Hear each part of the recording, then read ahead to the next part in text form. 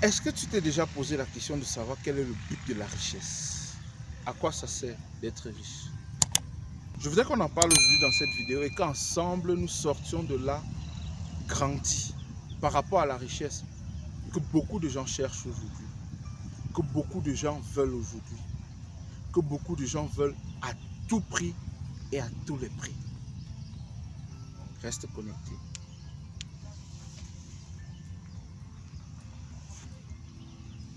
Salut, je suis Ghislain Gonga et bienvenue sur notre chaîne NNG Business Academy. Sur cette chaîne, nous parlons d'entrepreneuriat, de business, d'argent, de motivation, de richesse. Nous aidons les personnes à sortir de leur zone de confort pour pouvoir se lancer en entrepreneuriat et pouvoir réussir, passer à l'action pour pouvoir réussir. Si c'est la première fois que tu arrives sur notre chaîne, abonne-toi. Like la vidéo et partage-la avec d'autres jeunes, d'autres entrepreneurs que tu connais qui ont besoin de connaître ça pour pouvoir sortir de leur zone de confort, pour pouvoir véritablement passer à l'action. Aujourd'hui, je voudrais qu'on parle de la richesse.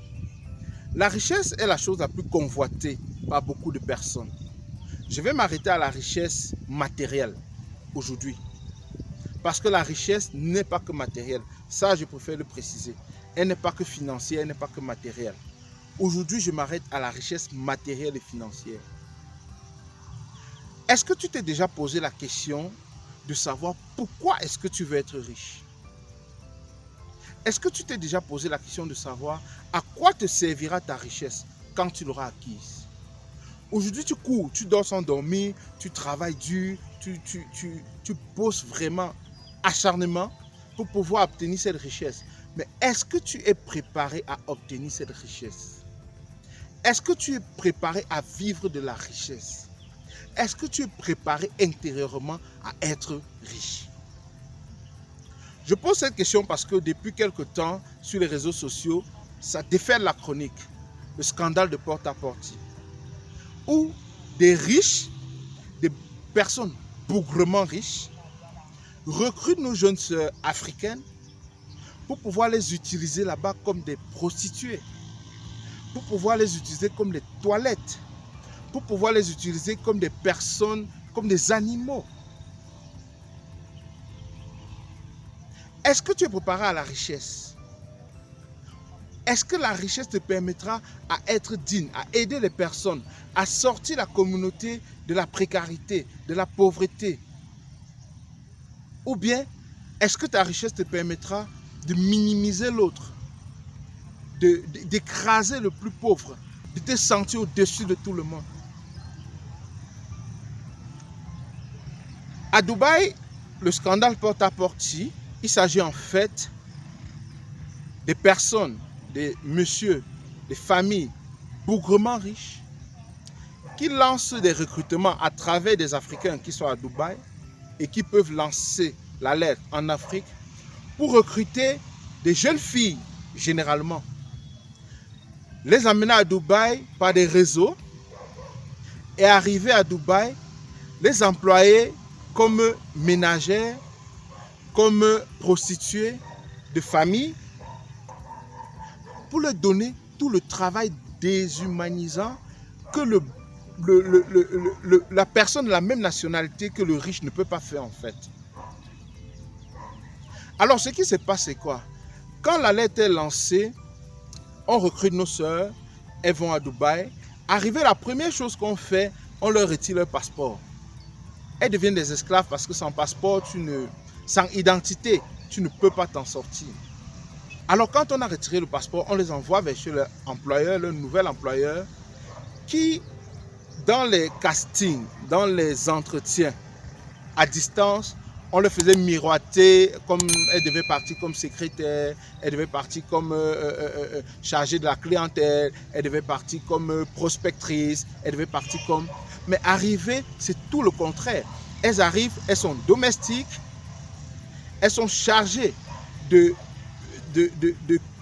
s'occuper de ces messieurs, de ces milliardaires et de leurs amis, de s'occuper de leur nutrition, de s'occuper de leur bestialité, de s'occuper de tous leurs amis, de s'occuper de leur orgasme. L'occupation consiste à quoi concrètement? Elles doivent cuisiner pour la personne. Permettez le thème, hein, il est question de dire la vérité aux personnes qui regardent cette vidéo. Elles doivent s'occuper de leur sexualité, elles doivent les masturber ou coucher avec eux, ou bien coucher avec les animaux, tels le chien et tous les autres animaux qu'ils ont, au regard jouissif des personnes qui les emploient. Elles doivent faire des courses pour elles, tout ce que l'employeur veut tester, qui pourra faire sa joie, elle est l'instrument.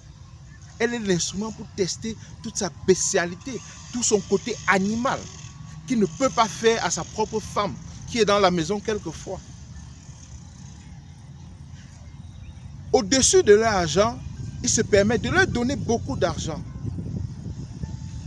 mais de les tenir comme esclaves, puisque n'ayant plus le passeport, elles ne peuvent pas facilement sortir du pays, elles ne peuvent pas facilement rentrer. Il y a quelque temps, on a vu le scandale au Koweït. Il y a quelque temps, on a vu au Liban.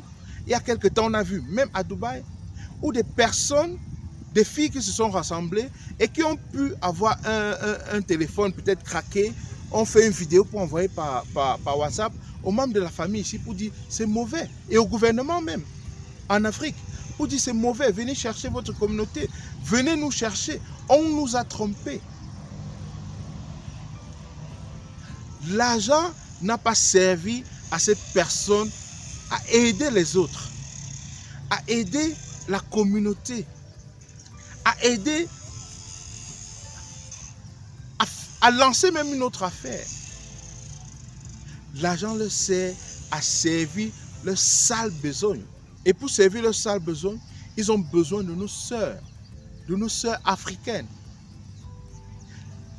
La triste réalité, c'est le dernier scandale en date, celui de Port-à-Port à Dubaï, où des influenceuses ou des personnes, des femmes, se sont livrées à ça, à ces hommes, et se sont vues être traitées de la manière la plus déshumanisante.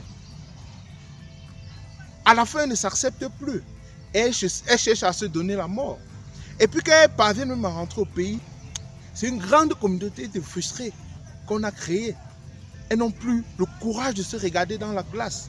Elles n'ont plus le courage de regarder leur famille, de regarder leurs parents qui ont peiné depuis l'enfance pour les envoyer à l'école, qui ont peiné depuis l'enfance pour les faire partir à Dubaï, pour les faire partir vivre le rêve, qui les envoient quelquefois pour travailler un peu d'argent pour pouvoir secourir la famille en Afrique, qui vit dans des conditions précaires, vraiment précaires. Ça fait très mal. Ça fait vraiment mal que nous soyons traités de la sorte, que les Africains soient banalisés comme ça. Finalement, pour ces milliardaires, l'Afrique n'est pas un continent. La personne africaine n'est pas une personne. Ils te voient l'Africain, ils me voient l'Africain comme ils voient le chien à la maison. Peut-être même mieux que le chien. Puisqu'en fait, une des choses, c'est qu'elle doit vivre dans la cage du chien. Elle doit faire l'amour avec le chien. Elle doit manger les excréments du chien. Et tout ça, il s'asseye là autour, dans un luxe ostentatoire, pour regarder, pour filmer, pour en rire, pour être avec les enfants. C'est très triste. Chers Africains, réveillons-nous. Réveillons-nous. Le temps est venu de se réveiller. Pour sortir de cela, pour ne plus vivre cela, pour s'exprimer. Pour s'exprimer, pour se réaliser, pour sortir l'Afrique de la précarité, pour mettre l'Afrique comme une valeur. La valeur qu'elle est, pour lui donner sa vraie valeur devant toutes ces personnes qui ne la considèrent pas. Africains, Africaines, levons-nous. Levons-nous. Et cela passe par l'entrepreneuriat.